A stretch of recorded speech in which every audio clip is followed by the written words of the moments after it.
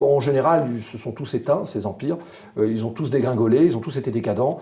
Voilà, donc l'Occident aujourd'hui est peut-être décadente, peut-être qu'elle ne survivra pas à une prochaine guerre, ou peut-être que si. La Russie est peut-être en train de renaître, j'en sais rien. Peut-être que finalement c'est elle qui va dégringoler. Qu'a-t-elle à proposer d'ailleurs? Parce que c'est facile de critiquer l'autre, mais qu'est-ce qu'on propose en échange? Donc c'est ça le monde aujourd'hui. Alors, il y a des continents où il y a peut-être des nouveautés à prendre. Je ne dis pas que c'est bien, mais l'Amérique latine et l'Afrique, il se passe peut-être des choses où on aurait peut-être intérêt à être un peu plus à l'écoute. Je sais que vous êtes très spirituel, vous êtes très sensible, je dirais un lien à l'au-delà. C'est le cas des Africains. Et c'est ce qu'on a perdu.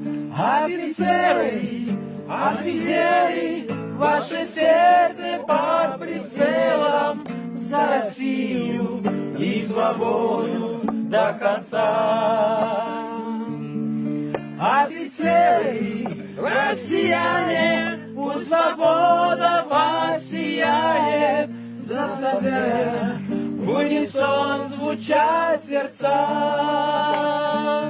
Je ne crois pas en l'Occident là-dedans. Je ne crois pas en la Russie.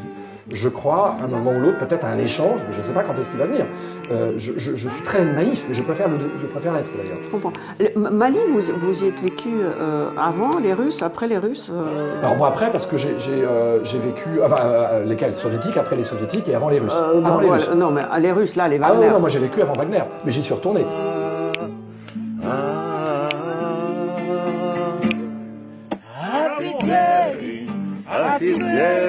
Moi j'ai vécu en Afrique donc avant Wagner et je suis arrivé dans un pays en 2002, le Mali.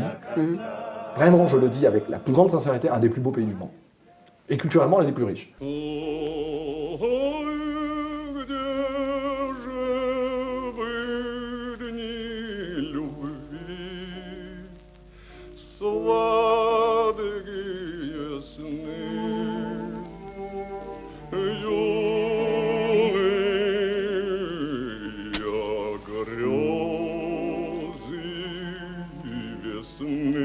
François-Xavier Folland, bonjour, on est à la librairie du Globe, la librairie russe de Paris, même si ça me fait de plus en plus mal de dire qu'on est à la librairie russe. Et en effet, je vous ai invité parce que j'aime bien votre côté vagabond. Quand j'ai essayé de trouver le compromat sur votre personne, je suis tombée sur une phrase. Quelqu'un vous demande, vous avez écrit beaucoup de livres, là j'ai juste une partie de livres que vous avez écrit, et quand on s'adresse à vous comme un journaliste, vous dites non, non, non, non, pardon, un écrivain, vous dites non, non, non, non, je ne suis pas un écrivain. C'est le non-respect pour l'écrivain, c'est votre côté humble. Pourquoi ? Je crois que vous avez la réponse dans ce que vous venez de dire. Je pense que, bizarrement, c'est une forme d'humilité. On est à une époque où j'ai l'impression que beaucoup de personnes écrivent, de plus en plus, et tout le monde est écrivain aujourd'hui. Alors, j'ai mis un petit bémol, en fait. Souvent, je dis... j'ai réussi à dépasser cette espèce de complexe que j'avais, un complexe d'enfance, voire même presque dans mon corps intérieur, dans mon fort intérieur, parce que je venais d'une famille très lettrée, j'avais une grand-mère très littéraire, écrivaine, et très tôt j'ai eu des complexes. En plus, j'étais pas très bon à l'école, j'avais un frère qui, devant moi, montrait un exemple que je n'étais pas du tout, et donc j'ai mis du temps à accepter d'être quelqu'un qui écrit. Ça faisait pas de moi un orateur forcément, même si je me suis dirigé vers la radio au début. En tous les cas, il y a tout un cheminement vers l'écriture. J'ai commencé à écrire très tôt, à 20 ans, un premier roman, comme tout le monde, qui n'a pas été publié. Et puis après, j'ai commencé à écrire des essais. C'est là où j'ai commencé à assumer l'envie et le désir d'être écrivain. Mais je me considérais comme un auteur, comme souvent d'ailleurs aujourd'hui on entend plus tellement d'ailleurs le mot écrivain, on entend beaucoup le mot auteur, qui a remplacé le mot écrivain. Justement parce qu'il y a de plus en plus d'auteurs et de moins en moins d'écrivains. Il n'y a qu'aujourd'hui que je commence à me dire, oui, peut-être que je suis écrivain, mais vous voyez, il s'est passé près de 30 ans entre mes premiers désirs, entre ce rêve d'être écrivain, parce que c'est aussi un rêve. Hein. D'ailleurs, c'est souvent ce que disent les écrivains, on se rêve écrivain, on le devient. Et moi, ça a été le cas, mais tout en gardant cette espèce d'humilité, je crois, parce que, voilà, je ne me considère pas non plus Céline, Proust, gardons un peu de simplicité, mais simplement j'ai des choses à dire, j'essaye de les dire le mieux possible, avec un style, et c'est déjà peut-être un cheminement qui est celui de l'écrivain. Après, aujourd'hui, il est difficile d'être reconnu comme écrivain, et c'est là aussi toute la difficulté dans ce marasme, cette industrie du livre. Vous avez tellement de gens qui vous écrasent de partout et qui rentrent d'ailleurs plus dans des cases que vous, vous faites quelque chose, vous le faites, je dirais presque de manière artisanale, et je fais exprès d'utiliser ce mot parce que je crois que c'est un mot qu'ont utilisé beaucoup d'écrivains. Miller le premier, Céline était complètement dans un travail méticuleux où il reprenait chaque phrase, il disait qu'il fallait reprendre 21 fois une phrase avant de la publier. Je ne sais pas pourquoi 21, mais voilà. Et donc c'est vraiment, je suis dans ce cheminement-là. Pour moi, l'écriture, c'est après qu'on verra. C'est pas tout de suite, en fait. J'ai pas le besoin d'être reconnu tout de suite, parce que de toute façon, c'est difficile, je l'ai dit, et puis de toute manière, ça changera pas ma vie, puisque d'abord, je suis journaliste, et je suis reporter. Et ça, c'est très important. Et les deux sont liés. Le reportage, pour moi, ça me permet de mettre des ingrédients, ça me permet d'aller chercher un peu l'inspiration. L'écriture, c'est ma solitude, c'est mon besoin, et c'est un besoin qui est quasiment quotidien, parce que j'écris tous les jours. Et voilà, donc c'est cette particularité-là que vous avez bien ressentie, et qui me pèse encore parfois, à l'heure de dire, même quand on me présente journaliste-écrivain, ça me gêne encore un peu. Je comprends. Voilà. Parce que l'écrivain, quelque part, c'est un sort. Journaliste, c'est plus un gagne-pain. Alors, oui, sauf que, heureusement, l'histoire est remplie de journalistes-écrivains qui ont réussi. Ah bon ? Il y a Kessel, Londres, Albert Londres, et puis toute une flopée de gens plus récents. J'aurais envie de dire Olivier Rollin, qui est d'abord un journaliste de Libération. J'en avais beaucoup, et dans toute l'histoire. Et d'ailleurs, je pense que beaucoup d'écrivains étaient journalistes au début. Hemingway a été journaliste, reporter de guerre. Il avait commencé déjà à publier, mais il était quand même ça. Il y a même Saint-Exupéry, qui n'a pas été qu'un pilote d'avion, il a écrit, je crois, pour le Figaro, et avant d'être reconnu vraiment comme écrivain, pas le contraire. Et ça, je pense que c'est un cheminement qui est lié effectivement à cette envie d'être quelqu'un, ou de dire quelque chose, qu'on l'écoute, qu'on l'entende, pas forcément de l'ego mal placé ou de la mégalomanie, c'est plus le besoin d'exprimer quelque chose et de le partager. Mais ce cheminement-là, justement par rapport à l'ego, il est lent, il est long, et il doit détruire beaucoup d'obstacles, comme ces complexes dont je vous ai parlé, qui sont des complexes d'enfance, et qui sont finalement, je trouve, intéressants. Moi, ce que je reproche à l'époque actuelle, justement, c'est la reconnaissance trop rapide. Vous avez plein d'écrivains maintenant, à 15-20 ans, ça y est, c'est des chefs-d'œuvre formidables. Bon, honnêtement, vous les lisez, vous ne trouvez pas que c'est des chefs-d'œuvre, mais tout le monde le dit. Bon, alors vous finissez par l'accepter, pas le croire, mais l'accepter. Moi, je préfère le cheminement de gens qui sont sur la durée, et qui finissent par... Leur œuvre finit par raconter quelque chose, et non un livre. Après, vous avez des génies. Céline est un génie. Il écrit un livre, paf, il reçoit aussitôt, je pense au Voyage au bout de la nuit, la reconnaissance générale. Après, il s'est un peu perdu, mais il a une œuvre aussi. Mais en tous les cas, il a fait un ou deux livres qui l'ont rendu... il s'est perdu parce que c'était un génie. Peut-être. Après... Quand tu es un génie, tu es obligé d'être seul et rejeté par la société avant, après ta mort. Peut-être, il y a de ça. Après, il a fait un certain nombre d'erreurs graves. Ses prises de position antisémites sont quand même quelque chose qui ont jeté l'opprobre sur lui, et avec raison.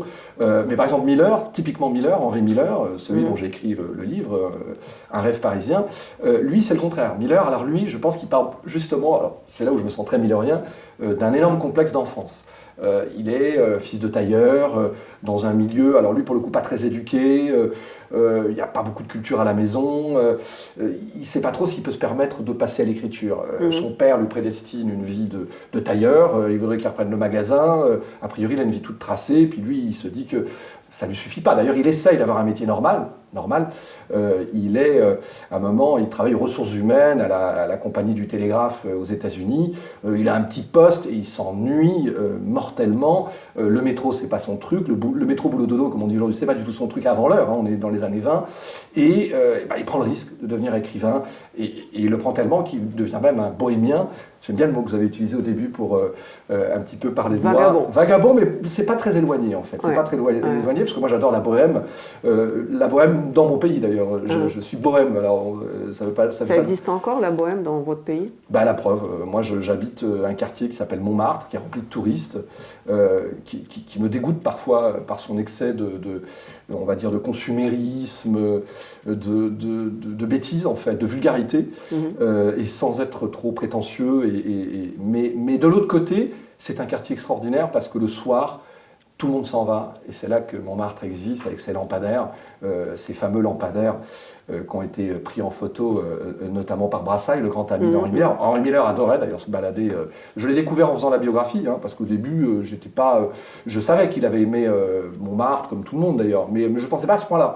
Je savais qu'il allait au Studio 28, cinéma dans lequel je vais depuis toujours, mais je n'avais pas ça en tête. Je savais qu'il allait à la brasserie Le Vepler, que j'adore à Paris, parce que justement elle est bohème. C'est une brasserie qui n'est pas du tout comme Flo, qui est encore resté dans son jus, avec vraiment du mobilier art déco incroyable. On a l'impression que Miller vient de prendre son feutre, de se lever et de partir.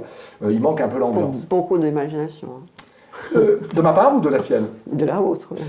Non, parce qu'en fait, c'est du vécu, c'est du sensible. Tous ces fantômes sont là. Moi, je vis avec les fantômes. J'ai pas peur de ça. Quand je marche sur le pont Caulaincourt, qui quitte Vepler, qui quitte la place Clichy, pour aller sur cette rue de Caulaincourt, il y a un cimetière. J'aime beaucoup ce cimetière. Et ce cimetière est plein d'ondes, de petits nuages comme ça, et à chaque fois je m'assume, et c'est marrant parce que Miller, après quand j'ai fait évidemment toute cette recherche, je me suis rendu compte que lui aussi aimait traverser ce pont pour les mêmes raisons, c'est-à-dire qu'il y a une force un peu souterraine et qu'on sent vraiment à Montmartre, de par son histoire, de par les gens simples aussi, parce qu'attention, moi je ne parle pas que d'écrivains, je ne parle pas de Picasso, d'ailleurs ça me saoule un peu, pardonnez-moi, il n'y a pas qu'eux qui ont fait Montmartre, il y a les Apaches, il y a tout ce côté un peu voyou, artisan aussi, il y avait énormément d'artisans autrefois. Moi j'habite une rue qui ne s'appelait pas rue Barzac avant, qui est au bout de la rue Berthe, et la rue Berthe c'est une des plus belles rues de Paris, et elle est souvent utilisée parce qu'autrefois il y avait des artisans qui étaient là, et il y a eu plusieurs films où on a reconstitué ces artisans, ces petits commerces qui faisaient un peu on va dire la vie du quartier de Montmartre. Et pour revenir à Miller et un de ses grands copains, Blaise Cendrars adorait se perdre à Pigalle, pour des raisons qu'on peut vite imaginer. C'était l'époque des années 20-30 et on terminait souvent dans les maisons closes. C'était quelque chose de pas du tout mal vu à l'époque. Mais aussi parce qu'il y avait plein de petits cafés, de petits commerces, d'artisans. Tous les grands poètes, Prévert le premier, habitaient là, dans ce coin. Boris Vian était du quartier. Voilà, c'est aussi parce qu'on domine Paris. On voit Notre-Dame de loin. Il y a un côté comme ça, un peu refuge, qui, moi, m'a toujours plu. Mais vous voyez, avec tous ces inconvénients, c'est qu'aujourd'hui, on en a fait un Disneyland avec vraiment, parfois, mon envie de quitter ça et de fuir en Grèce où j'ai une maison. Voilà, donc... parce que je sens que je ne vais pas pouvoir placer une. Pourquoi mon envie de parler avec vous? Parce que voilà 3 livres, juste les 3 derniers, enfin si c'est les derniers, je ne sais pas. Mali, Grèce et Miller, qui était un Allemand aux États-Unis, fuyant à Paris. Vous êtes une espèce de... Comment on appelle ces plantes, vous savez, qui dans le désert n'ont pas de racines et qui se roulent. Vous êtes français et quand je fais le compromat sur vous, je vois que vous apparaissez souvent quand on parle de l'Amérique du Sud. Qu'est-ce que c'est que cette personne sans maison? C'est drôle parce que, voyez, on retombe toujours sur ses pieds. Miller disait « Tout écrivain a son Sud ». À son sud, voilà. Et moi, j'ai mon sud. C'est l'Afrique et l'Amérique latine depuis... Et je suis même passé par l'Espagne. J'ai commencé par l'Espagne, le sud de la France, d'accord. Moi, je suis breton d'origine, je suis né sous la pluie, avec le temps typiquement de France de l'Ouest, on va dire, qu'on retrouve à Paris. Et honnêtement, j'en ai souffert. J'ai toujours eu envie de connaître la sécheresse. Donc déjà, météo, en parlant de météo, j'avais envie de ça. Et puis, j'étais attiré par le minimalisme. Et je l'ai très vite senti quand je suis allé en Espagne. Par exemple, quand vous habitez Madrid, dès que vous quittez Madrid, et moi j'adore marcher, vous êtes tout de suite pratiquement dans la Mancha. C'est cette région qui est très aride, avec des vents, des moulins. Et en fait, j'aimais ça. Et j'aimais marcher des heures comme ça, croiser des moutons, la simplicité, la sobriété. Et voilà. Donc c'est un peu ça qui a fait que j'ai commencé en allant vers là. Et puis, peut-être une autre raison, c'est que quand j'étais enfant, comme j'étais mauvais élève, on m'avait mis dans une pension, et il y avait une vieille bibliothèque, et il y avait plein d'usuels d'histoire géo que j'adorais. Et je les ouvrais, et il y avait plein de choses sur l'Andalousie, donc moi, ça me faisait rêver. Voilà, le Sud, c'était ça. C'était une idée de l'Andalousie. D'ailleurs, encore une fois, Miller, pareil, a eu cette envie-là. Avant d'aller à Paris, il s'est dit, je vais aller vivre en Espagne. Et je l'ai su après. Donc, moi, j'ai toujours eu envie d'aller voir ailleurs, un peu comme Brel qui dit, dans la vie, il ne faut pas avoir peur de traverser, il faut aller voir ce qu'il y a de l'autre côté de la rivière. Et quand on a envie d'une chose, il faut le faire. Il ne faut pas dire un jour je vais devenir écrivain, il faut le faire. Voilà. Moi, c'était ma vie. J'ai un père qui est mort très jeune, qui a complètement fracturé ma vie en 2 temps, à l'avant avec lui et l'avant sans lui. Et j'ai mis du temps à cheminer comme un être humain ou comme un homme, à cause de ça. Et donc, je me suis dit, moi, je ne veux pas finir comme lui. Je ne veux pas finir d'un cancer à 40 ans, voilà, sans avoir vraiment vécu la vie que je voulais vivre. Et j'avais l'impression de ça avec mon père. Et donc, je suis parti sur les routes. J'ai fait un voyage en Amérique latine, comme beaucoup d'ados à 20 ans, post-ado. Et j'ai fait le voyage du Che Guevara sans le vouloir encore. Je me suis retrouvé sur les traces du Che parce que je suis passé par la Patagonie et j'ai fait la Patagonie en stop. Mais pourquoi Che ? Parce qu'après j'ai lu, je me suis intéressé au Che Guevara, comme toute personnalité qui s'intéresse au monde. Le Che en fait partie, parce qu'il a écrit des livres qui ne sont pas inintéressants, notamment sur le Congo, sur l'Afrique, et sur l'Amérique latine, où c'est un médecin, Guevara, Ernesto. C'est pas non plus n'importe qui, et c'est quelqu'un qui avait quand même une idée du monde, une idée de la vie, une spiritualité, et moi ça m'intéressait. Il n'y avait pas que lui, j'ai tout lu ce qui pouvait me tomber dans les mains, Sabato, Borges, tous ces gens-là, mais le Che aussi, parce que c'était intéressant, puis moi j'aime barouder en fait. Alors c'est là où je rejoins Blaise Cendrars. Blaise Cendrars, il a un livre qui s'appelle En bourlinguant, où il raconte une péripétie dans l'Amérique latine, sur l'Amazone, et j'ai fait le voyage. J'ai fait l'Amazone sur un bateau, descendu et tout. Parce que voilà, j'étais plein de rêves, et j'avais envie de vivre les rêves. J'avais pas envie d'être dans un truc, on prend le billet, on loue son usuel. Voilà, j'avais aussi ce modèle-là que je ne voulais pas. On ouvre un usuel, un guide pour visiter une ville, c'est pas mon truc. Moi, je préfère arriver sans guide, même parfois sans livre, et me perdre. Voilà. J'adore me perdre pour mieux me retrouver. C'est totalement initiatique, c'est assez banal, mais en tous les cas, c'était dans cette optique-là. Et vers le sud, parce que je voyais bien que c'était le contraste avec mon nord, avec une vie bien rangée, bourgeoise, sans grand besoin. J'avais envie de provoquer ça, j'avais envie de sortir aussi de cette classe, quelque part, quitte à me faire ma propre opinion, après politique, idéologique, spirituelle. C'est ça que je suis allé chercher en Amérique latine et en Afrique. Et j'ai eu la chance d'être à chaque fois avec une belle auréole, une belle étoile. J'ai jamais eu de gros problèmes. Je suis tombé sur des gens admirables, j'ai toujours été bien reçu. J'ai gardé des amis incroyables. Mes meilleurs amis sont argentins, par exemple. Et c'est vrai qu'aujourd'hui, c'est extraordinaire parce que je vais au Venezuela bientôt. J'ai des amis au Venezuela. Je vais dans beaucoup de pays en Afrique. J'ai des amis un peu partout. Et c'est pas pour style dire lors d'une réunion, j'ai des copains. C'est vraiment sincère. Ce sont des gens avec qui j'ai eu des vraies rencontres. On prétend aujourd'hui vivre une espèce de départage du monde en civilisé et pas civilisé à cause de la guerre, bien sûr, parce que la Russie qui déclare la guerre à la civilisation occidentale.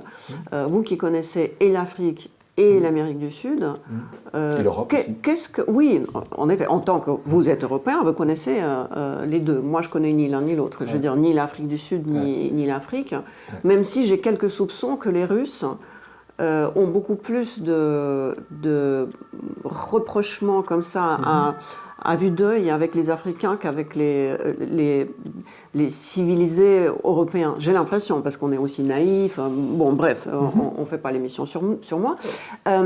Qu'est-ce que le monde, à votre avis, de l'Afrique du Sud et africain à avoir...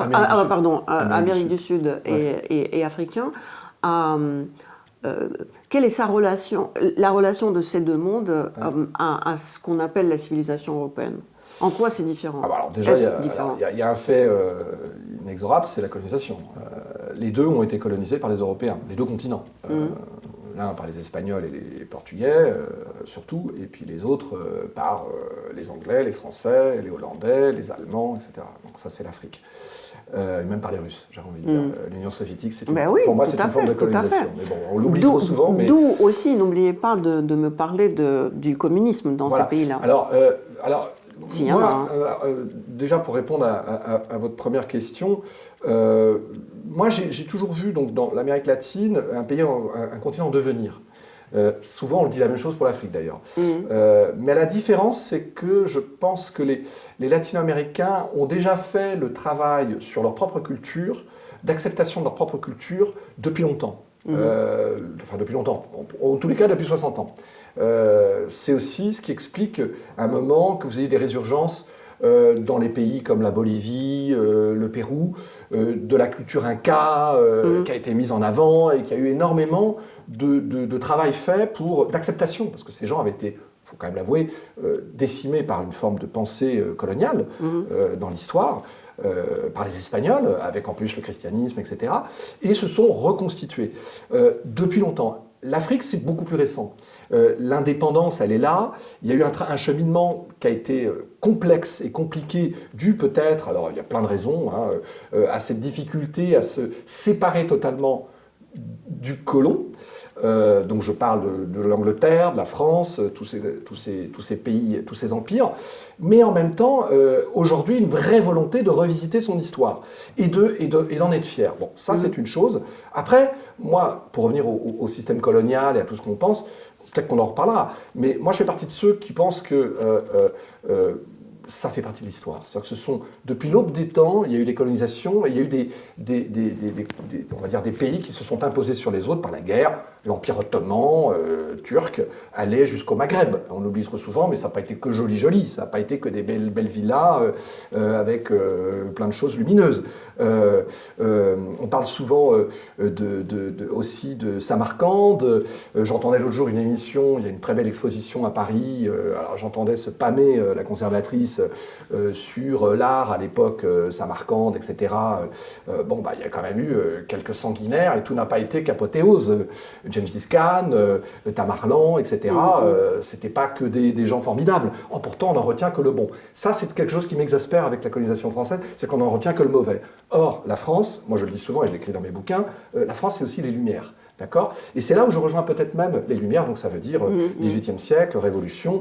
Moi, j'ai une grande tante dans ma vie dont j'ai écrit un livre qui s'appelle L'Africaine Blanche. Elle a créé les premières écoles pour femmes noires africaines de tout le continent. Elle voulait libérer les femmes. Bon, on ne va pas me dire que c'est du colonialisme sombre, ça. C'était plutôt... Elle avait une envie d'améliorer le sort de petites filles qui, en général, étaient acculées aux tâches domestiques. Elle n'avait pas le droit de sortir de la case. Bon, je parle de ça parce que ça me semble très important. Or, pour revenir au communisme en Amérique latine, moi, ce que j'ai vu en lisant Che Guevara et même Fidel Castro, parce que je connais bien les pays, j'ai vécu en Argentine, mais j'ai vécu au Venezuela 5 ans, j'étais correspondant de presse pour France 24, TV5, RFI, donc j'ai suivi Chavez, j'allais tout le temps à Cuba, j'ai pas vu Fidel Castro, parce qu'il était invisible, mais j'ai vu son frère, Raoul, plusieurs fois, et pas directement, j'ai pas fait d'interview, mais je l'ai vu. Et moi, ce que j'ai retenu en fait de leur aventure, parce que je les appelle un peu des aventuriers, avec tout ce que ça a comme connotation à la fois positive, on va leur donner ça. Pour moi, Che Guevara, il a du sang sur les mains, il n'y a pas de souci, on le sait. Mais c'est quand même aussi un romantique. Et attention, c'est pas comme l'Union soviétique où ça commence en romantisme, ça se termine en goulag et tout ce qu'on sait. Sauf que ça commence même pas par romantisme, c'était toujours très barbare. Voilà, c'était très barbare. Le castrisme, ça commence un peu par du romantisme. C'est des barbus, c'est des gars, ils ont trois kalachnikovs, ils vont renverser un mec qui est quand même appuyé par l'Amérique. En face de l'Amérique, c'est pas simple. Mais ils y croient, ils ont la pipe, ils ont les filles, enfin bon, il y a un côté festif, Rome, etc. Et ils sont là-dedans. Et je pense qu'ils étaient aussi, attention, et c'est là où on confond souvent, ils étaient dans une envie aussi de répandre les idées des Lumières. C'était pas que le marxisme. D'ailleurs, Chavez, que j'ai bien connu, il se disait pas communiste, hein. Jamais de la vie. Il disait viva, il se disait rojo, il se disait rouge, tout ce que vous voulez, mais rarement il utilisait le mot communiste parce que d'abord il était chrétien et il savait que c'était assez contradictoire. Et souvent les Sud-Américains sont très chrétiens, très croyants, en plus de la sorcellerie, etc. Hein. Et donc lui, son idée c'était que ils avaient Castro pareil, Fidel. Quelles sont ses références? C'est pas Marx, Lénine, hein, non. C'est Napoléon, c'est la Révolution française. Il ne parle que de ça. Et d'ailleurs, ce qui était étonnant, c'est quand j'étais au Venezuela, Chavez est entouré que de Français. Ces spin doctors, c'était que des Français. Des types qui avaient fait l'ENA, alors ils avaient la double nationalité, ils étaient derrière lui, un peu de barbe, mais très élégants les gars, et ils travaillaient tous pour lui. Et ils étaient tous reliés à l'époque, parce que c'était encore le socialisme mitterrandien, enfin post-mitterrandien, ils avaient des connexions directes avec des gens très bien à Paris, qui leur ouvraient le temple de l'Élysée plus tard. Même Chirac était un pro-Chavez pendant très longtemps, il y avait des liens très très fort. Dominique de Villepin, qu'on prend pour un homme de droite, il a toujours été très proche de Chavez, il le défend régulièrement. Bon, moi je le défends plus parce que j'ai vécu au Venezuela et j'ai vu la catastrophe que ça a donné. Le romantisme en politique, ça fonctionne pas, et ça donne toujours des régimes qui finissent un peu. Pourquoi, à votre avis, pourquoi? Parce que je pense que c'est pas assez planifié en fait. Alors, c'est peut-être un peu la différence avec Cuba, mais le régime de Chavez avait, je crois, une bonne volonté à la base de Chavez. Je pense que le gars, il avait grandi dans un milieu très pauvre, instituteur, donc il était un peu cultivé, mais d'une région qui s'appelle du centre du Venezuela, les Llanos. C'est une plaine, ça ressemble au western nord-américain, hein, c'est vraiment des cow-boys, le whisky et tout, hein, c'est dur, hein, c'est rude. Lui, il était né là-dedans, donc il avait envie d'améliorer, il avait vu que les pauvres étaient pauvres et qu'il n'y avait aucune évolution dans ce pays. Donc je pense qu'à la base, il avait peut-être envie de faire des bonnes choses. Le truc, c'est qu'il n'a rien planifié. Et je me souviens, quand j'étais au Venezuela, il y avait même des gens de gauche, alors de la Mélenchonie, hein, de LFI, enfin c'était pas LFI à l'époque, je ne sais plus comment ça s'appelait, qui arrivaient plein de beaux idéaux et puis qui repartaient. Bon, ça ne se passe pas exactement comme on le voudrait. Parce que tout était laboratoire, on lance un truc, on lance une autre idée, puis on ne la termine pas. Alors ça, c'est un petit peu latino-américain, peut-être. En tout cas, c'était un peu vénézuélien, sans entrer dans des considérations un peu généralistes. Mais il y avait un peu de ça. Fidel, lui, je pense qu'aussi, c'est parce que l'époque soviétique était derrière lui. Et que lui, il a un peu plus planifié. Donc il y avait quand même des médecins, il y avait quand même une école, une université, etc. Il n'y avait pas grand-chose, mais il y avait ça. Comme m'avait dit un copain cubain, on mange rien, mais au moins on se fait soigner. C'est exactement ça. Et voilà, donc le Venezuela, c'est beaucoup plus chaotique et beaucoup plus difficile. Et c'est pas le seul pays, hein. Il y a eu les mêmes processus un peu partout en Amérique latine qui ont souvent avorté, qui n'ont pas été jusqu'au bout de l'espoir qu'ils avaient suscité. Et qui malheureusement souvent se sont refermés sur des systèmes un peu autoritaires, on le voit aujourd'hui, pour pas dire dictatoriaux, et que parfois, même certains comparent à du fascisme. Parce qu'à un moment, qu'est-ce que c'est que le fascisme, si ce n'est dans l'idée d'aujourd'hui, hein, je parle. Je dirais, c'est du totalitarisme, le fascisme dans l'idée d'aujourd'hui. Alors, certains vous diront, mais non, pas du tout, on ne peut pas confondre Mussolini. Excusez-moi, mais à un moment, si c'est le leader et l'armée et le reste qui suit, moi je ne vois pas de différence de rouge-brun, pour moi c'est pareil en fait. Et je trouve que souvent, malheureusement, on a vu un peu ce type de personnalité politique éclore en Amérique latine et voilà, et vriller par rapport au but premier qui était le bonheur de tous, collectif, on va tous s'adorer, on va tous faire le monde. Et d'ailleurs, c'est intéressant. Mais là, je peut-être pas, je parle trop. Non, mais de toute façon. Parce que alors là, pour le coup, c'est complètement contradictoire avec la vision d'un type comme Henry Miller. Et moi, je me sens très proche de ce prophète, comme on dit, parce qu'on l'a considéré comme un prophète. Henry Miller, il a influencé toute la génération beatnik aux États-Unis. Comme tout bon écrivain, en fait. Comme tout bon écrivain. Alors, voilà, ça va de Kerouac, Ginsberg, etc. Bon, et même les hippies. Et pourtant, il détestait les hippies. Pourquoi? Parce qu'il est son côté allemand. Il détestait la crasse. Enfin, il avait vécu la crasse. Ouais. Il avait vécu la crasse. Il avait vécu la crasse à Paris. Parce mais qu'il elle était parisienne. Elle était parisienne, mais il en avait souffert. Il dormait sur les bancs. Donc il détestait ce côté fils de bourgeois qui, pour donner l'impression d'être sincère, ont besoin de s'habiller en loc. Voilà. Et ça, il ne supportait pas. Et en plus, il habitait à l'époque, dans les années 60, quand il est devenu très célèbre. Il a mis du temps. La reconnaissance a été très lente. Il habitait sur la côte californienne, une petite maison. Et les gens venaient camper devant chez lui, les hippies. Et lui, il disait, mais qu'est-ce que je peux faire de ces gens-là? J'en peux plus. Bon, bref. Et en fait, ce que je veux dire, c'est que lui, il prenait, et je l'ai compris en écoutant une émission il y a peu de temps, un anarchisme, on dirait aujourd'hui, mais l'individualisme. On dirait aujourd'hui un anard de droite. Je ne sais pas. Mais en tous les cas, lui, ce qu'il prenait, c'est, on ne va pas changer la société collectivement, on commence par la changer soi-même. Donc, chaque jour, je suis un modèle. Chaque jour, je fais attention à ce que je fais. Ça voudrait dire, je tape pas mon voisin, je jette pas mon papier, je fais attention à recycler les trucs, n'importe quoi. Mais l'exemple, c'est d'abord soi-même. Et je trouve que c'est très intéressant dans une société qui est aujourd'hui totalement manipulée. J'aurais envie de dire, que ce soit dans un modèle russe ou un modèle occidental, où on vous fait croire que le bonheur, c'est le collectif, c'est-à-dire on vous vend un bonheur pour tout le monde. Donc aujourd'hui, c'est le football, c'est Netflix, c'est le rap, c'est beaucoup de choses qui sont d'ailleurs d'origine américaine, en tous les cas en Occident, que Miller aurait détesté, je pense, parce qu'en fait, on est en train de vous dire quel est votre bonheur. On vous impose un bonheur, mais vous ne vous en rendez pas compte, c'est formidable. Lui, c'est le contraire. Va chercher ton bonheur, va trouver ce qui peut te plaire, va trouver ce qui peut te séduire, et impose-le petit à petit dans ton exemple, dans ton modèle. Et c'est ce qu'il a fait toute sa vie, en fait. Et humblement, moi, c'est ce que j'essaye de faire, sans ennuyer le voisin. Mais c'est difficile, en fait. C'est difficile. Par rapport à Miller, j'avais une question, je vais la poser, parce que sinon, effectivement, avec vous, il faut pouvoir s'imposer. Miller, est-ce que pour vous, c'est un dissident ou un décadent? Parce que l'époque dans laquelle il vivait, c'est une époque décadente, non? Ouais. Moi, je pense que c'est les deux, en général. Comment on peut être décadent et dissident? Pour moi, Miller, c'est un héros baudelairien. C'est spleen et idéal. Voilà, c'est spleen et idéal. Et d'ailleurs, je le dis dans mon bouquin, c'est vraiment un type qui est tiraillé. Moi, j'aime les gens tiraillés. J'aime pas les gens qui me disent « Ouais, j'ai compris, c'est comme ça ». Par exemple, je déteste Mélenchon. J'ai l'impression qu'il a tout compris, comme je déteste les gens d'extrême droite, j'ai l'impression qu'ils ont tout compris. Je préfère les gens qui ont le doute. Ça ne veut pas dire en même temps, hein, attention. J'espère bien. Voilà. Je laisse... voilà. Mais j'aime bien les gens qui essayent qui comprennent que le monde est beaucoup plus complexe que ça, et que les idéologies, on a vu ce que ça avait donné, quoi. Moi, je ne suis pas très idéologie, par exemple. Et je pense que Miller, c'est ça. Votre question, c'est... dissident ou décadent? Voilà. En fait, par exemple, dans les années 30, Miller, il y a un événement intéressant que je raconte dans le livre, c'est qu'il reçoit Orwell. George Orwell, qui commence à être un écrivain un petit peu connu, mais pas encore très reconnu, mais qui part à la guerre d'Espagne. Et George Orwell arrive chez lui, gonflé à bloc, il veut changer le monde, il est sûr qu'il a raison, que les autres en face c'est des salauds, etc., etc. Certes. Et Miller d'ailleurs ne le contredit pas là-dessus.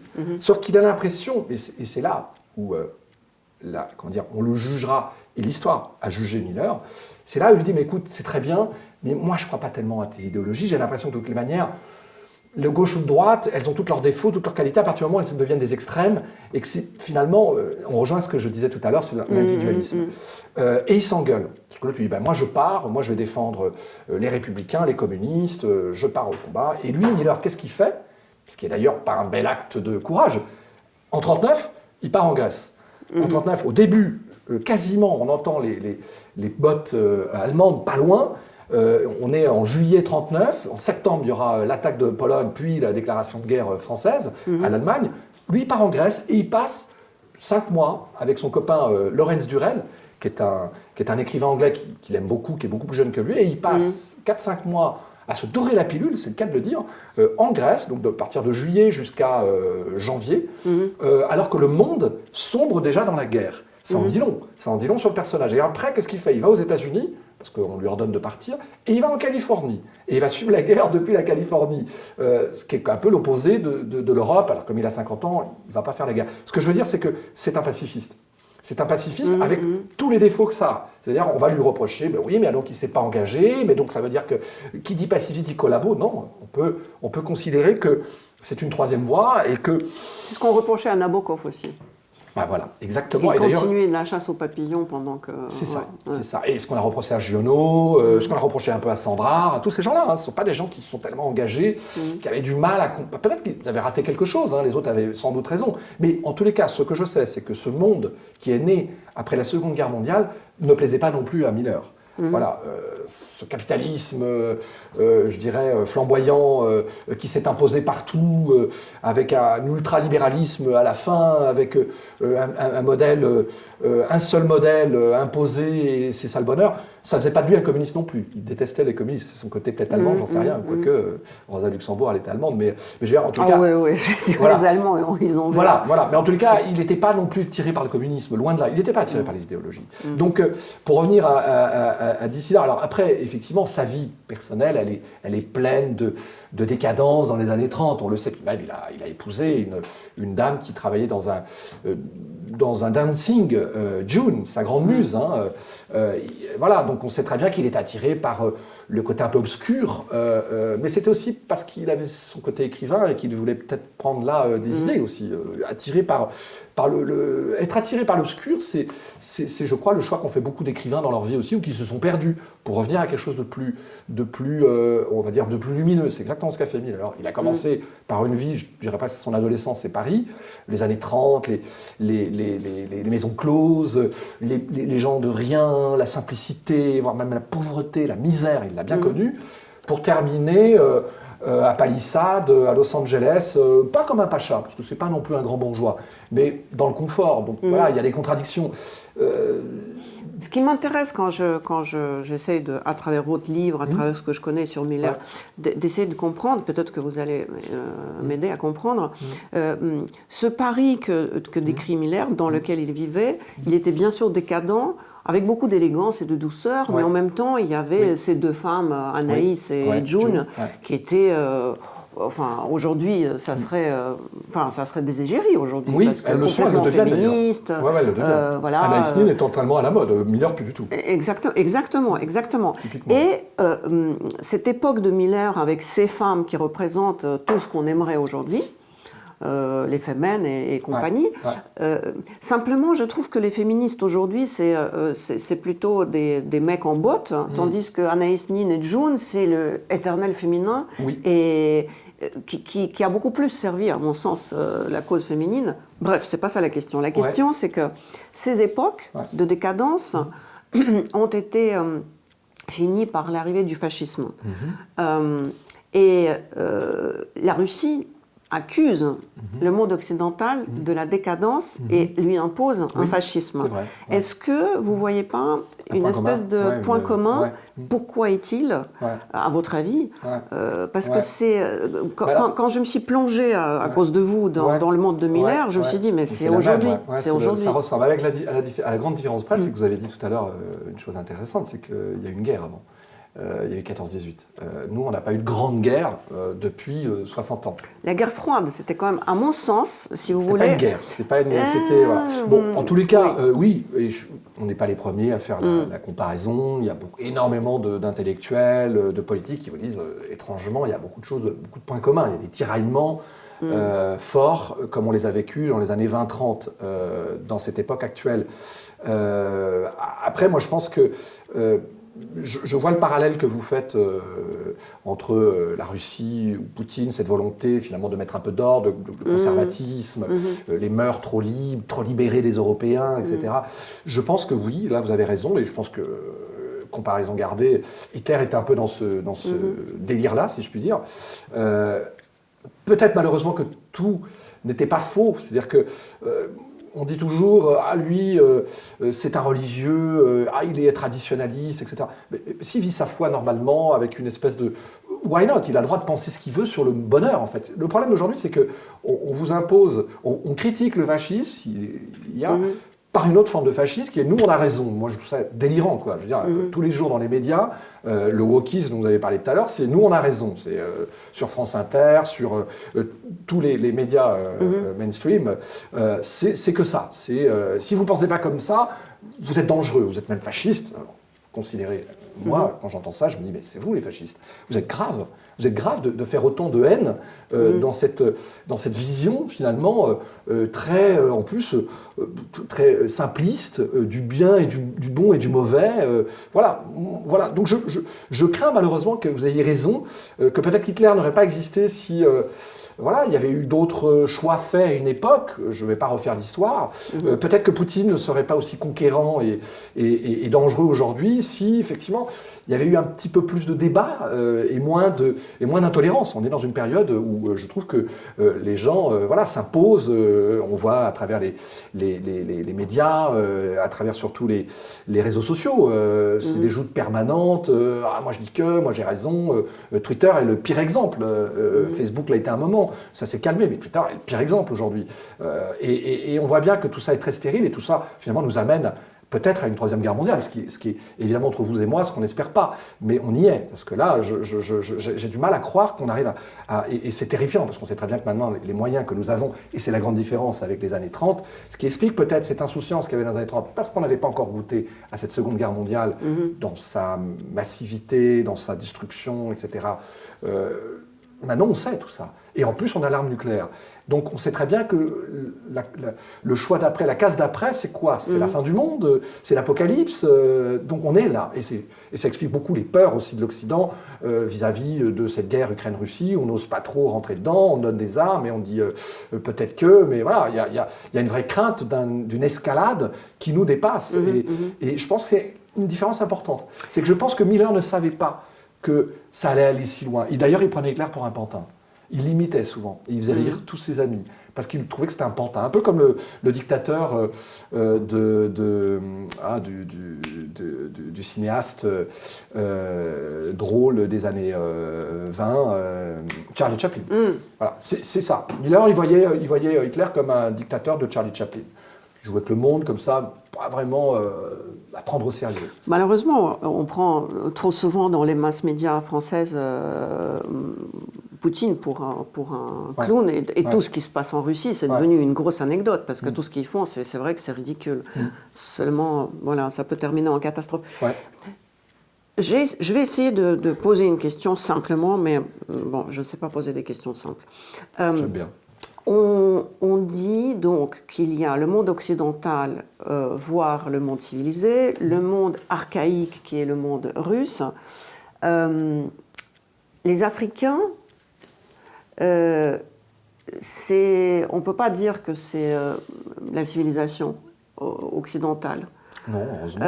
En même temps, pour défendre les Africains, ils n'ont pas besoin de ma défense, mais ce qui s'est passé en Première Guerre mondiale, c'est que tous ces gens tellement civilisés, tellement raffinés des années 10, tellement progressistes, parce que c'était le modernisme, ont pris des fusées et sont allés aux tranchées pour s'entretuer. Et c'était pour moi le début de la Deuxième Guerre mondiale qui était franchement une boucherie.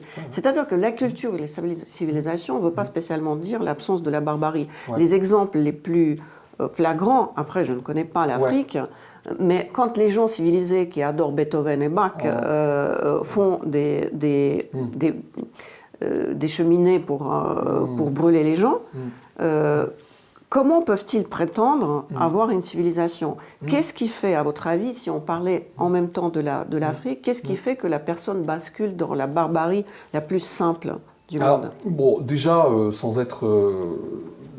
pour avoir vécu en Afrique et m'être intéressé vraiment à l'Afrique, ils ont des civilisations, on va essayer de se mettre d'accord, à leur niveau, ils ont des empires, ils ont eu d'ailleurs aussi des bains de sang, ils ont eu des conquêtes, ils ont eu de l'esclavage avant qu'on en fasse des esclaves, etc. Donc finalement ça c'est très humain, et alors peut-être pas avec le même niveau je vois où vous voulez en venir, de spécificité européenne, voilà, mais d'autres...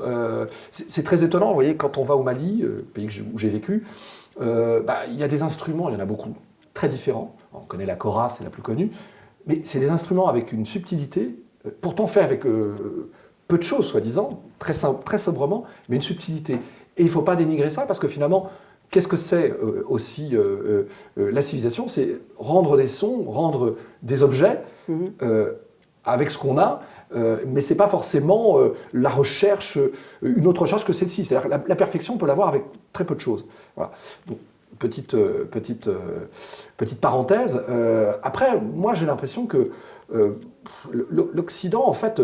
Enfin, moi, j'ai du mal à classifier aujourd'hui ces mondes, en fait. Moi, je vois l'histoire humaine, je la vois remplie de conquêtes, ce que je viens de vous dire. Un coup, ça venait d'Amérique, un autre d'Europe. Parce qu'on a toujours l'impression, depuis la France ou depuis l'Europe, à croire que tout vient d'ici. Or, c'est faux. On en est même maintenant à revoir l'histoire, à se dire que peut-être en Égypte, il y avait cette influence africaine, etc. Tant mieux, à la limite, pourquoi pas.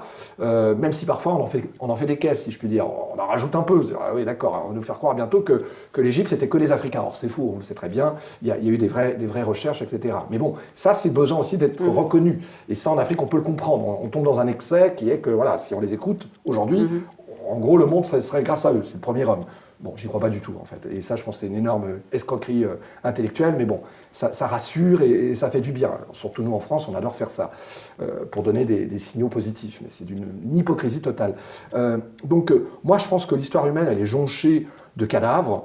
À partir du moment où l'homme est apparu sur Terre, il a eu envie de plus, d'avidité, malheureusement, et donc il était prêt à tuer pour ça, c'est un prédateur, défendre sa femme, ou en avoir 3 autres, un bout de terrain, parce qu'il va manger, etc. L'histoire a commencé comme ça, donc je ne vois pas pourquoi on la remet en question. C'est triste, mais c'est la vie, c'est l'histoire humaine qui est comme ça. Donc moi je pense que les grands empires, il y en a eu un peu partout, avec plus ou moins de faste, plus ou moins de réussite, mais en général, ils se sont tous éteints, ces empires. Ils ont tous dégringolé, ils ont tous été décadents. Voilà, donc l'Occident aujourd'hui est peut-être décadente, peut-être qu'elle ne survivra pas à une prochaine guerre, ou peut-être que si. La Russie est peut-être en train de renaître, j'en sais rien. Peut-être que finalement c'est elle qui va dégringoler.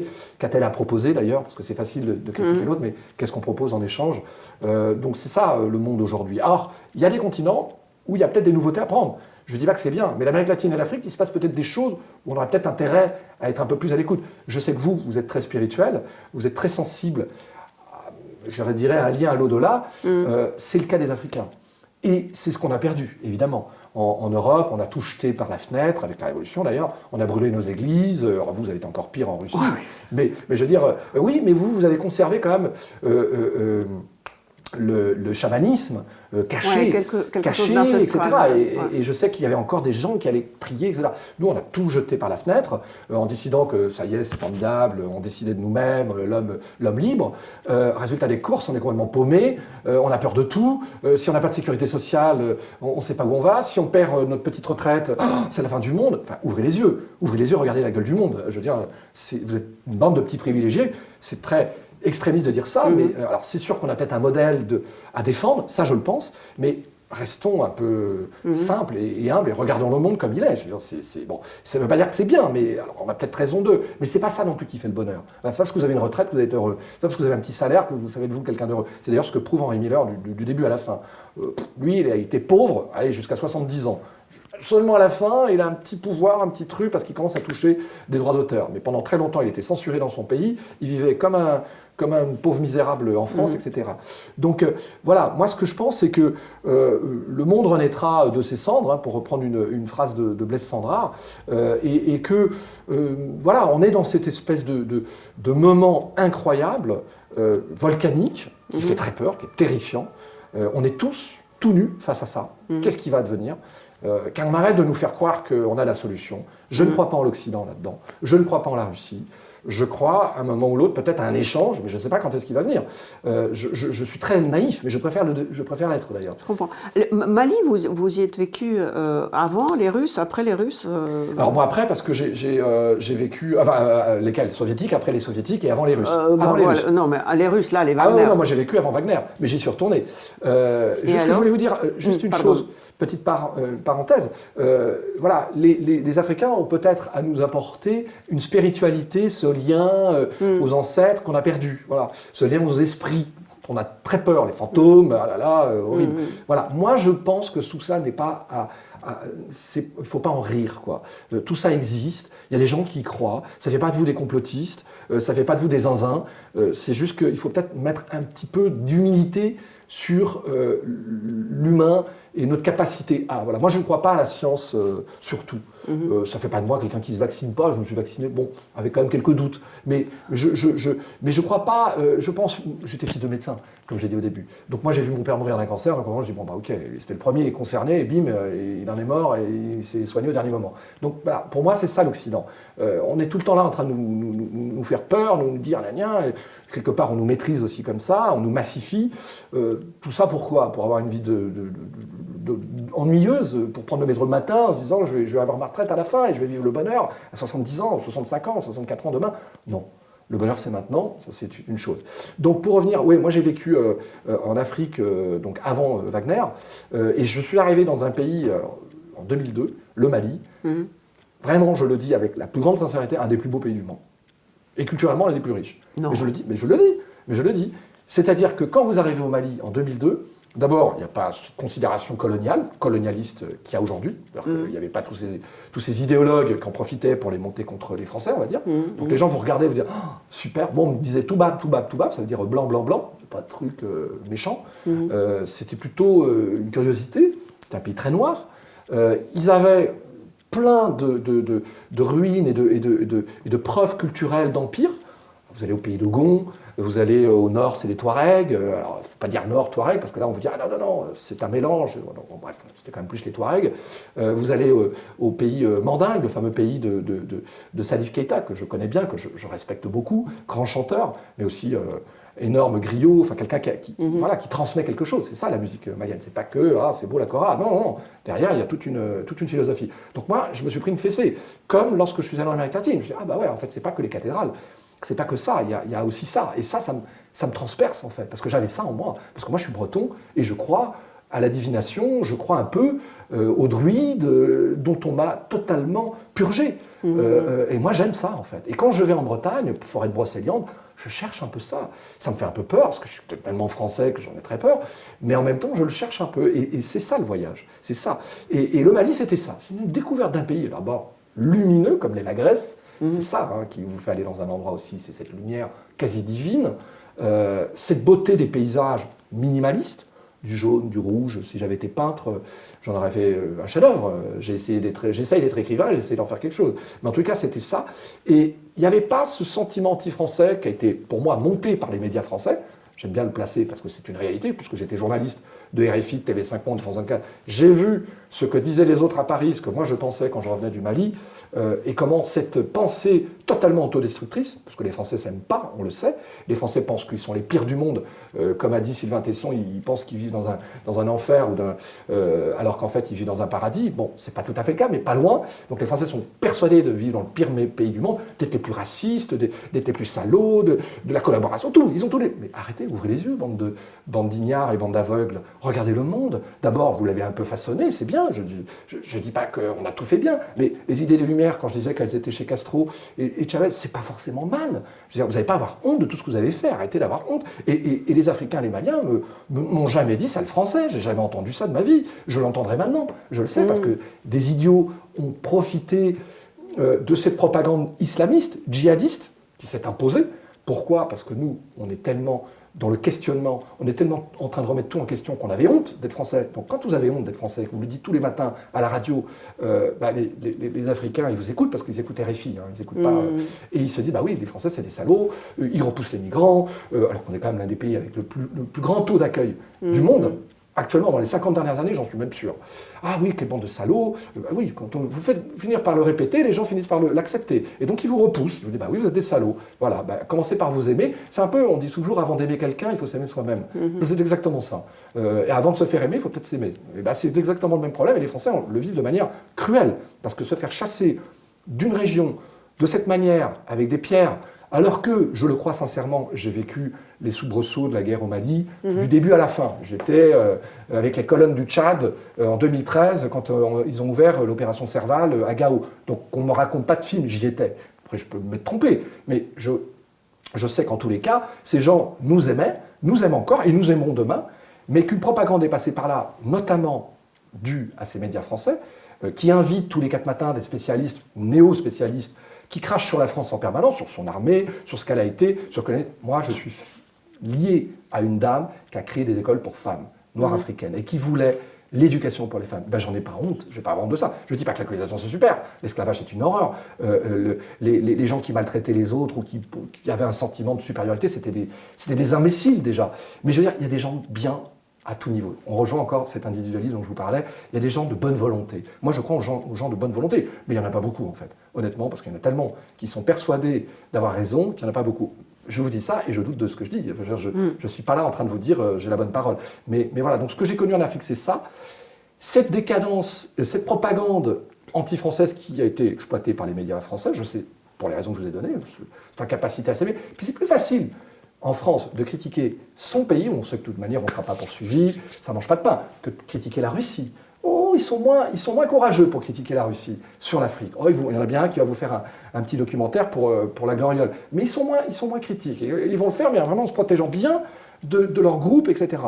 Voilà, moi je pense que l'Afrique aujourd'hui est en train de renaître, elle va suivre son cheminement, elle va se débarrasser des Russes après-demain, ça fera quoi, 10 ans, dans 10 ans on n'aura peut-être plus de Russes du tout, et les Français seront peut-être bienvenus, voilà, tout ça c'est des cycles, surtout quand on connaît l'Afrique, malheureusement les opinions sont encore très versatiles, c'est lié quand même à une éducation qui est pauvre, à un terrain pauvre, quand vous avez dans certains pays 70 ou 80% d'analphabètes, vous ne pouvez pas espérer non plus que l'opinion soit très éclairée. Je ne le dis pas méchamment, ce n'est pas du racisme, c'est juste une réalité. Ça, le dire aujourd'hui, ça... Mais pourquoi alors les Russes se sont vendus aussi simplement ? Les Russes, ils ont senti qu'il y avait ce vent qui tournait, à cause de la guerre qui s'éternisait contre les djihadistes, qui avaient tout compris d'ailleurs. Attention, 2.0, ils sont forts les djihadistes, pour faire une contre-propagande française, ils étaient très doués. Parce qu'ils partaient sur un principe qui était que la France, elle avait supporté des États ou des chefs d'État qui, de toute manière, avaient amené leur pays dans le mur. Et donc, socialement, économiquement, il y avait un terrain fragile. Donc, ils sont arrivés comme ça, grâce aux pétrodollars du Moyen-Orient, et ils ont fait leur propagande dans leur mosquée et dans leur école coranique. Et ils se sont imposés comme ça. Et d'ailleurs, c'est une erreur quand j'entends le Mali est un pays musulman, le Tchad, un pays musulman. Mais on délire, en fait. Les gens ne savent pas, parce qu'ils parlent depuis la France, souvent. Mais ce sont d'abord des pays avec une culture animiste. Mais c'est dément. Je veux dire, l'islam a fait exactement la même chose que la chrétienté en Amérique latine, voire même en Afrique. Je veux dire, ils se sont imposés par les armes. C'est pas venu comme ça, mon gars. Non, ils se sont imposés. Alors au fil des temps, peut-être avant la chrétienté en Afrique, mais ça a été très sanglant. Or, il y avait quoi dans ces pays-là avant ? Il y avait déjà des croyances. Vous les trouvez au pays d'Ogon. On a eu combien pléthore d'anthropologues qui ont cherché à trouver des traces de ces civilisations et de ces religions, notamment au pays d'Ogon. Voilà. Donc tout ça existait, tout ça a été balayé par le djihadisme, par l'islamisme radical, pardon.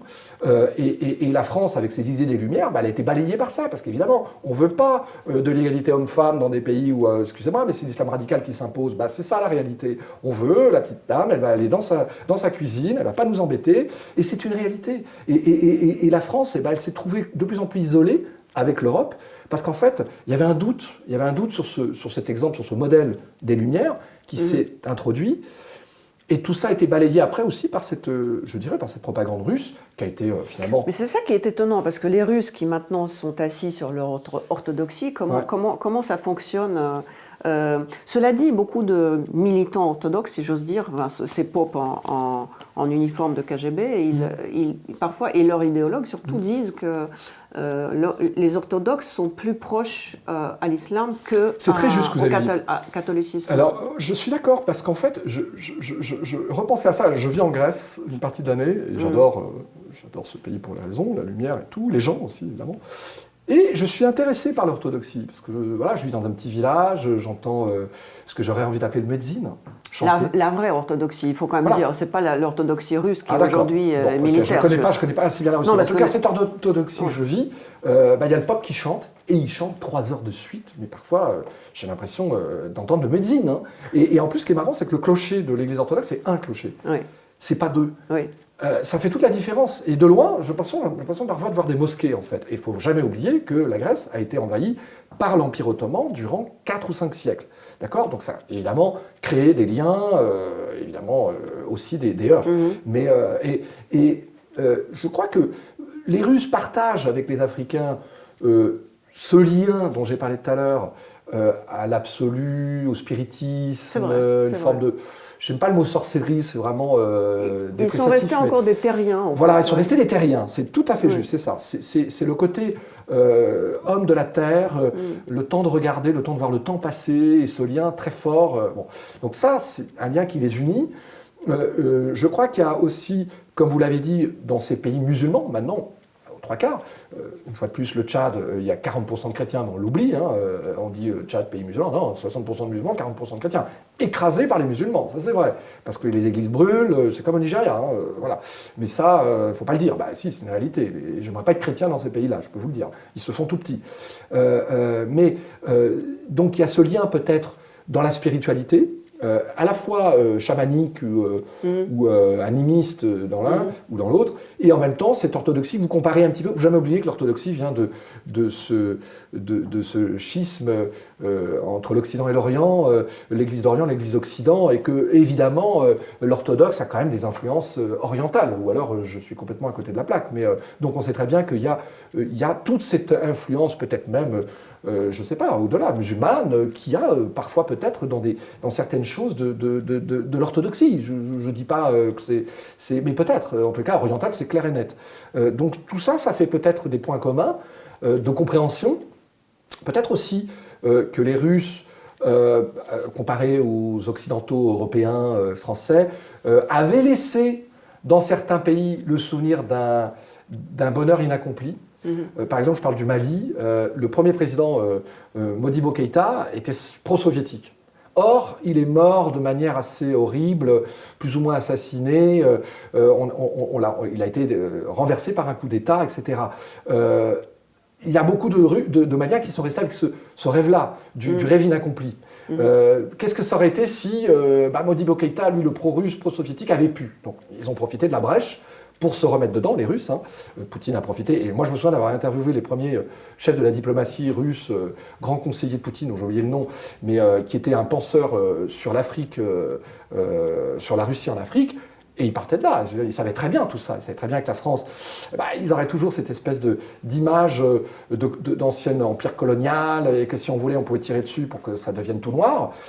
Et qu'ensuite, eux, ils n'avaient pas laissé qu'un mauvais souvenir, si ce n'est quand même qu'il y a eu quand même pas mal de dictateurs sanguinaires pro-soviétiques. Évidemment, je pense à Sékou Touré, en Guinée, qui quand même n'ont pas laissé que des bons souvenirs. Mais ils ont laissé dans l'esprit cette espèce de rêve de nouvelle société. Et je pense que ça fonctionne bien en Afrique.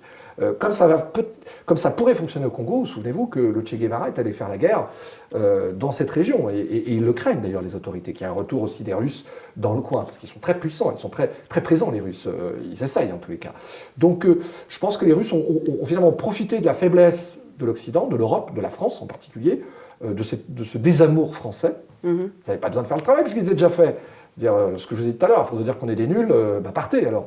C'est vrai, je veux dire, et vous reviendrez quand vous serez un peu plus fiers de vous. Ça sert à quoi d'être avec des gens qui ne s'aiment pas? Donc voilà, donc ils ont profité de ça, et puis après ils en ont rajouté un peu. Je pense que nous sommes les premiers responsables de notre mise à l'écart de ce continent actuellement. Et la Grèce dans tout ça, parce que Miller c'est une biographie. Mali, c'est une autre histoire. Et alors, Anafi, c'est une histoire d'amour entre complètement aujourd'hui. Il y en a un peu quand même. Mais bien sûr, mais sauf que c'est pas entre deux femmes, c'est pas entre deux hommes, c'est entre une femme jeune et un homme plus âgé. vieux.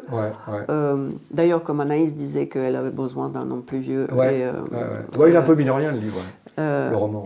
Ah oui, donc c'est pas le hasard. Parce que la première chose à laquelle j'ai pensé, c'est la différence d'âge aujourd'hui, c'est mal vu. Oui, tout à fait. Tout à fait, mais On n'est pas dans la on est encore dans ce féminisme, ce wokisme très condescendant. Alors on préfère, mais je ne dis pas que c'est mal, mais on préfère avoir 2 hommes ensemble ou 2 femmes ensemble qu'un homme et une femme d'âge différent. Moi je dis pourquoi pas, quoi. C'est quoi le problème? Je comprends pas trop en fait. Ouais. Je veux dire, alors d'un côté vous nous dites que ça c'est super, formidable, il faut que les enfants découvrent leur sexe, mais de l'autre vous ne pouvez pas accepter que des gens plus âgés, une femme, un homme, aient une relation avec quelqu'un de plus jeune. Alors, je ne parle pas d'enfants, on n'est pas dans ce qu'on appelle la pédophilie, on est dans des femmes de 20 ans, 30 ans qui ont leur âge et qui ont le droit de choisir, non? Ah, ça c'est très très mal vu, vous êtes un salaud, vous êtes forcément un type complètement... Bon, moi ça me semble un truc délirant, fascisant d'ailleurs, typiquement d'aujourd'hui, et je pense que Miller lui-même aurait trouvé ça assez étonnant en fait. Donc c'est une dérive. La Grèce c'est quand même la mère de l'Europe, enfin je veux dire c'est vraiment le continent dont on vient tous, dont on est tous liés, même les Russes quelque part. Bien sûr, évidemment. Voilà. D'où mon intérêt et mes questions. Voilà. Parce que moi, je ne connais pas beaucoup la Grèce. J'y étais juste comme tout le monde, une semaine ou 2. J'ai l'impression que... est-ce que c'est à votre avis, à cause de la religion qui nous unit avec eux, parce que la Russie, avec tous les régimes totalitaires elle n'a connu que ça, mais c'est un pays qui reste globalement bordélique. Et si je comprends bien, la Grèce, toute européenne qu'elle soit, c'est quand même un pays bordélique. C'est vrai. Et c'est juste ce que vous dites, parce que d'ailleurs, c'est marrant, parce que plusieurs écrivains, dont Miller, étaient étonnés, se disaient, mais comment un pays qui a été l'exemple modèle dans l'Antiquité, avec ses temples, cette organisation sociale, éducative, a pu sombrer dans un truc bordélique, on fait une maison avec 3 briques. C'est vrai, c'est une réalité. Moi, j'aime ça, en fait. Bizarrement, quand on arrive de France et qu'on est à... Vous aimez les pots de vin et des, non, et j'aime des caisses d'argent. mais j'aime la simplicité et la liberté. Et il est vrai qu'à force de faire des lois sur tout, on est complètement emprisonné. Et la France, c'est un pays de gens emprisonnés. C'est pour ça qu'ils deviennent tous dingues, parce qu'on ne peut plus rien faire. En gros, pisser sur un arbre, c'est fini. Je sais pas, tout est interdit ici. Parce que, soi-disant, pour protéger l'autre... Bon. En Grèce, c'est un peu le contraire. Alors, parfois, c'est même embêtant, parce que s'il a envie de construire la maison la plus laide du village, il va avoir aucun problème pour la faire. En France, on peut le faire aussi, mais il faut un peu plus de règles. Mais le grec, et je pense que c'est ça qu'aimait Henry Miller, et c'est ce que j'aime moi, à mon niveau, c'est cette simplicité de la vie. C'est le retour aux sources. C'est, finalement, quand on va en Grèce, quand on va sur une île, et il y en a beaucoup, c'est un archipel immense, on voit très bien qu'on vit de peu. Alors c'est la crise, on vous en fait tout un truc, certes, c'est la crise, mais ils vivent mieux que nous parfois. Parce que pourquoi? Parce qu'ils sont dans des rapports, alors ça rejoint peut-être ce qu'on disait sur l'Afrique tout à l'heure, mais des rapports beaucoup plus simples à la nature. On vit de petites choses, on valorise chaque petite chose, moi j'adore ça. C'est-à-dire que j'aime pas le consumérisme, j'aime pas le fait d'avoir 3 Nike, 4 Adidas et 5 télés, je déteste ça. Et le grec, alors il aspire un peu, faut pas se mentir, il aimerait bien lui aussi, mais il peut pas. Donc pour l'instant il vit comme il est, et il n'est pas malheureux, il est moins malheureux que nous. Et je pense qu'effectivement, pour faire la relation avec la Russie, il y a quelque chose de ça, il y a quelque chose de ce bricolage qui peut-être vous parle, et en même temps d'un savoir-vivre que nous on a perdu en Occident, que eux ils ont encore très fort, une sorte de solidarité qui existe, qui est bien là, et que nous on regarde avec souvent pas mal d'envie en fait. Et c'est dur de faire partie de ce groupe, parce qu'ils nous connaissent, ils savent très bien que nous on arrive avec nos grands idéaux et nos grandes leçons de morale, et qu'en général on arrive à comment dire, s'introduire nulle part, enfin, on arrive à pas faire partie du groupe. Et on est très individualiste, trop parfois. Donc eux, voilà, ils sont dans une espèce de société que certains trouvent décadente, d'autres, finalement, est-ce que c'est pas ça le bonheur, les petites choses, la simplicité, et que je suis pas sûr que ça soit lié à l'orthodoxie. Là, il faudrait faire des recherches beaucoup plus profondes, peut-être. Mais en tous les cas, ils sont ordonnés dans le désordre et ça leur convient, et ils apprécient, je crois, cette manière d'être. Et ils n'aiment pas d'ailleurs trop les Européens. C'est vrai ce que vous dites. L'Europe, pour eux, c'est toujours péjoratif. Ah, c'est les Européens qui ont construit cette route. Pourtant, ils sont contents d'avoir une nouvelle route. Ils disent comme ça, c'est les Européens. Ouais, c'est les Européens. Français ou allemand, non, c'est les Européens. Alors regardez cette route-là, c'est les Européens. C'est marrant. C'est drôle. Ils ont et alors, pour le coup, pour avoir vécu au moment de la guerre, du début de la guerre en Ukraine, effectivement, il y a un courant de pensée qui je pense lié pour le coup à l'orthodoxie, qui est très pro-russe. Mais très pro-russe, mais bien sûr. Mais bien sûr. Mais moi, je l'ai vu, j'ai des amis qui sont des intellectuels, alors c'est souvent des gens de gauche, on va dire, hein, mais qui sont extrêmement pro-russes. Parce que y a ce côté, je pense, oriental aussi, céleste, cette affinité intellectuelle, pour certains, une nostalgie de l'URSS, de l'Union soviétique. Pour d'autres seulement, aussi cette solidarité orthodoxe dont vous parlez. Et puis cette connivence spirituelle, voilà, intellectuelle. On se sent parfois plus proche des Russes. Mais il y a une fracture. Et la Grèce, je pense qu'elle est vraiment au milieu. C'est marrant parce que c'est un pays qui est quand même au milieu de tous les tremblements de terre volcaniques. On est sur plusieurs... et on le vit, ça tremble beaucoup. Et or, c'est vraiment ça. On est vraiment entre deux mondes qui n'ont rien à voir et qui essayent de vivre ensemble. Vous avez énormément de gens aussi qui rêvent de l'Occident et qui considèrent que, voilà, que la guerre en Ukraine, c'est les Russes qui ont tout faux. Ça existe aussi. Mais voilà, on est vraiment à un point de fracture. Et c'est pas comme en Occident, en Europe, pardon, ou en France, où quand même vous aurez 60-70% des gens qui vont dire ah, Poutine, quel salaud, Zelensky, quel ange, quel... Voilà, c'est beaucoup plus compliqué en Russie. Moi, j'avais fait un reportage pour France Inter, notamment, et je m'étais retrouvé avec cette réalité-là. Ça m'avait un peu surpris, en fait. J'étais allé sur une ville qui se trouve à la frontière avec la Turquie, qui est un point de passage des troupes américaines. Bah, je peux vous dire que les Américains, ils n'étaient pas bien vus. Alors, très anti-OTAN aussi, là-bas. NATO, très anti-NATO. Très anti-OTAN. Mais en même temps, très pour aussi. Enfin, voilà, ce point de fracture dans ce pays qui est finalement au milieu des deux. Là. La Russie, l'Europe, on est presque... Et qui a ses influences en plus, balkaniques, très fortes. La Serbie, c'est pas loin. La Macédoine, tous ces pays-là sont des pays quand même... Il y a des échanges, même si c'est souvent crispé, mais il y a des influences. Moi, j'habite une île... Je ne vais pas la citer parce que je n'ai pas envie qu'il y ait trop de touristes, mais en tous les cas, c'est une très influencée par l'Orient. D'abord, on voit des traces dans les villes importantes, donc c'est au nord-est, hein, vers Kavala, des traces de l'Ottoman, de l'Empire ottoman, très importantes. Il y a des sculptures au nom de Pacha, machin, Ali, truc. Mais il y a aussi ce lien à la Russie qui est très fort. Il y a eu l'Union soviétique à un moment qui a tenté pendant la guerre, peut-être dans 1945, de prendre la Grèce sous son coude. Ça n'a pas fonctionné, c'est les colonels et les généraux qui ont gagné, mais c'était une lutte fratricide, il y a eu 1 million de morts, on ne le dit pas, mais la guerre civile grecque, elle est terrible, entre deux choix de société, occident et oriental, enfin soviétique et occidental. Et ils sont encore là. Et donc moi j'étais dans ce coin-là, et on attendait le bateau américain qui devait être celui qui apportait les chars, qui devait partir vers l'Ukraine, de l'OTAN, mais hop, ça partait vers la Roumanie et tout. Bah, c'était étonnant, enfin, il y avait une ambiance crispée, quoi. Et on voyait, c'était un port un peu désert, mauvaise ambiance. Et moi, j'avais l'impression d'être celui qui voyait et qui ne devait pas voir. Et c'est ça aussi, la réalité de notre monde. Il ne faut pas être là où on ne veut pas que vous soyez. Là, on vous ennuie. Hein. Vous pouvez avoir de gros problèmes. Et moi, je l'ai vécu plusieurs fois dans ma vie. Je me suis toujours trouvé là où il ne fallait pas être. Souvent. Parce que par cette curiosité-là, en fait. Et on me l'a fait sentir. Et donc je fais attention. Mais en tous les cas, voilà, il y a des coins de géographie où il vaut mieux pas trop voir ce qui se passe. Voilà. Et quand vous y êtes et que vous voyez ça, vous êtes même, oula, peut-être trop vu, quoi. C'est un peu... C'est mon côté Tintin, voilà. Je le revendique.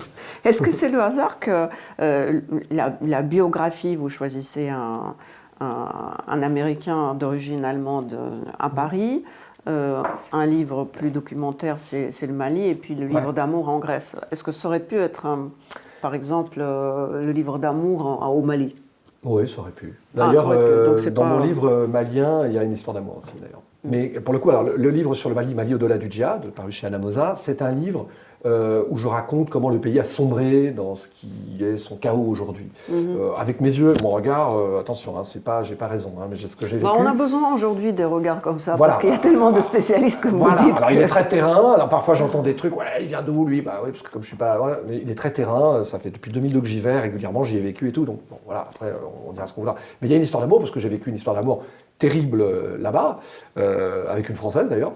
Et j'en parle parce que c'était quelqu'un qui avait une importance dans ma vie. Et, voilà. Donc moi, de toute façon, je ne vis pas ma vie sans amour. Il y a toujours de l'amour. Et l'histoire grecque, c'est aussi vous ou c'est pas vous? Non, c'est pas moi, c'est un roman, mais de tout roman, il y a une part de soi-même. En plus, comme je suis pas mal inspiré par Miller, qui était dans l'autofiction, évidemment qu'il y a des choses qui passent. Et pour moi, voilà, toute histoire pourrait naître partout. Il y a de l'amour partout. Malheureusement, pour mon cas, je me suis souvent séparé, ou on s'est souvent séparé de moi. C'est ma manière de vivre. C'est ce qui fait que je suis toujours un peu celui dont vous avez parlé au début, là. Vagabond. Le vagabond. Toujours un peu seul, un peu solitaire sur les routes. Souvent qui s'est pris des coups d'ailleurs, mais je le revendique parce que ça me permet, c'est ça qui attise ma curiosité en fait, de ne pas avoir raison. De remettre souvent beaucoup de choses en question. Et j'avoue que Miller, pareil, donc c'est un pur hasard, mais c'est étonnant en fait. Et moi, je ne dis pas que je peux dire une chose et son contraire. J'ai des fondamentaux, j'ai des choses dans lesquelles je crois. Mais je suis capable d'écouter quelqu'un qui ne pense pas du tout comme moi et de me dire, merde, il a peut-être raison. Voilà. Et ça, c'est un truc qui a déterminé ma vie et qui a fait que je suis allé en Grèce, partout, me confronter en fait à la réalité des autres. Et en Grèce, par exemple, j'ai un très bon copain que j'adore. Il serait mélanchoniste aujourd'hui, mais je l'adore. Et c'est un type, un puits de science, mais on ne se comprend pas politiquement sur des choses, et en même temps, finalement, on a la même envie. On a les mêmes goûts. Alors, on est tous les deux dans la sobriété, on aime cuisiner, faire des petites choses, on aime les petites maisons toutes simples, on les retape avec un peu de goût. Voilà. Et moi, j'aime ça chez les gens. J'aime cette... S'il y a un point commun qui me relie à tous les gens, au-delà de leur clivage, c'est ça, en fait. C'est finalement au moment, c'est pas grave, enlève ton armure, et finalement, regarde, on est pareil. Et oui, on est pareil. Et c'est pour ça que, voilà, souvent en France, c'est mal vu de s'intéresser à trop de pays. Bon, on m'a fait souvent le truc, ah ouais, mais lui, il s'intéresse au Mali alors qu'il était spécialiste du Venezuela, mais comment est-ce possible? C'est vraiment typiquement français, quoi. Vraiment, alors là, si vous êtes spécialiste du Mali, il faut faire le CNRS, il faut avoir toute votre vie, vous êtes intéressé toute votre vie à ce pays, ou sinon vous êtes un rigolo, ou pire, un journaliste. Ça, c'est aussi le truc. Non, on peut être sérieux et s'intéresser à beaucoup de choses, et toutes ces choses, d'ailleurs, vous permettent de mieux comprendre les complexités des uns et des autres. Et moi, c'est ça. J'ai écrit un bouquin sur la musique brésilienne, parce que j'adorais la bossa nova, la samba, ou le samba, ça. Voilà. Et quand vous regardez ma biographie, il y a plein de choses différentes. Il y a beaucoup de choses à l'extérieur. Je suis quand même très international. Et c'est vrai que je m'intéresse à plein de choses. Et je ne vais pas m'interdire de m'intéresser en tant qu'écrivain à toutes ces choses. Je trouve ça... en fait, très pauvre. Et cet esprit scientifique, très français en tous les cas, très cartésien, vous n'êtes quelqu'un que lorsque vous êtes intéressé qu'à une cause et vous êtes un spécialiste, moi je la trouve un peu stupide en fait. Et je considère que tous les gens, tous les grands hommes, tous les grands écrivains, regardez même Céline. Céline, il ne s'est pas intéressé qu'à la France. Non, il est allé au Congo, il est allé au Cameroun, il est allé aux États-Unis. Voilà, il a voyagé un peu lui aussi. Puis il a fait la guerre 14, donc ça c'était le grand voyage. Puis il est allé au Danemark. Bon, c'est peut-être pas le bon exemple parce que c'est pas le plus bien pensant, évidemment. Mais comparé à Sartre, par exemple, qui lui a fait qu'un voyage en Russie et en Union soviétique et qui donnait des leçons morales en permanence depuis Paris et qui pendant la collaboration prenait des petites tasses de café au café de Flore. Voilà, moi j'aime pas ces gens-là en fait. Et je l'assume. Je préfère les grands voyageurs. J'adore Henri de Montfred, qui s'est pris plein de coups sur la tête. À un moment, on a dit fasciste, puis après, on a dit qu'il était le contraire. Mais le gars, il a vendu de la cam, il a tout fait, ce type. C'est des aspérités, en fait. Moi, j'aime bien les gens qui sont pas trop propres sur eux. Pas trop propres. Je comprends. Non, sur eux, on peut être classe, on peut être élégant, mais conserver toutes ces contradictions. Et mes livres sont mes contradictions. Avant qu'on ne commence cette émission, vous m'avez parlé d'une citation, si vous pouviez faire une citation. Et du coup, on s'en souvient. Et c'est pourquoi la citation et de qui d'ailleurs? Alors d'Henri Miller. Alors après, attention, j'ai d'autres écrivains dans ma vie, mais puisque j'en ai fait une biographie, Henri Miller, pas au-delà du djihad, j'allais dire Henri Miller, un rêve parisien. Voilà, j'avais envie de terminer sur une citation de lui. Alors cette phrase qui est tirée de son livre Virage à 80 degrés d'Henri Miller. Ce qui manque si tristement au monde actuel, ce sont la grandeur, la beauté, l'amour, la compassion et la liberté. Fini le temps des grandes figures, des grands meneurs, des grands penseurs. À leur place, nous cultivons un bouillon de monstres, d'assassins, de terroristes, comme si nos gènes contenaient violence, cruauté et hypocrisie. Voilà. c'est bien. Moi, je souhaite aux Russes d'apprendre d'être petits. Voilà, l'humilité, mais c'est toujours ce que je dis. Alors, moi, dans mon petit boulot des journalistes, j'en ai. Et souvent, alors le plus drôle, ce que je trouvais étonnant, c'est que souvent on m'a pris pour quelqu'un de très condescendant, de très prétentieux, parce que, voilà, peut-être j'étais bien habillé, parce que j'étais pas de l'avis de tout le monde. Alors tout de suite, dès que vous avez, dès que vous avez des idées différentes, vous êtes forcément dans la posture, et vous êtes forcément quelqu'un de très égotiste, prétentieux, narcissique. Voilà. Ça, c'est le monde d'aujourd'hui. Il faut, comme tout le monde, faut ressembler au monde, sinon vous êtes ce que je viens de dire. Mais voilà, moi je considère que c'est vrai. Alors je ne suis pas passéiste, j'adore la vie, mais moi l'instant présent c'est maintenant. Je ne suis pas nostalgique parce que je n'ai pas vécu l'époque de Miller. Je suis mélancolique. Et ça, dans le sens Léo Ferré du thème. Voilà, du terme. Voici encore une de mes références, Léo Ferré, le très grand, qui avait d'ailleurs fait une chanson qui est très belle, qui s'appelle Paris, je ne t'aime plus, et qui en gros, pour la même raison que Miller, c'est qu'à un moment, vu ce que c'est devenu, ça donne plus envie en fait.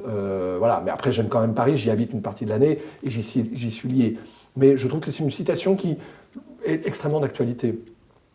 Dans un monde comme le nôtre, où tout le monde croit avoir raison, je trouve que c'est ça en fait, on est vraiment tombé très bas. Puis il y en a peut-être une dernière que j'aime bien, si je peux, que je trouve assez sympa, enfin il y en a beaucoup que je trouve sympa, mais alors une autre, j'aime une vie solitaire, faire de mes mains des gestes simples, être seul dans une nature sauvage, etc. Je ne crois plus que la vie en ville puisse encore me plaire. Elle fut nécessaire un temps, surtout pour amasser des matériaux. Nous ne retrouverons jamais une ville comme Paris. Voilà. Et c'est un peu la Il chute. faut envoyer ça à Madame Hidalgo.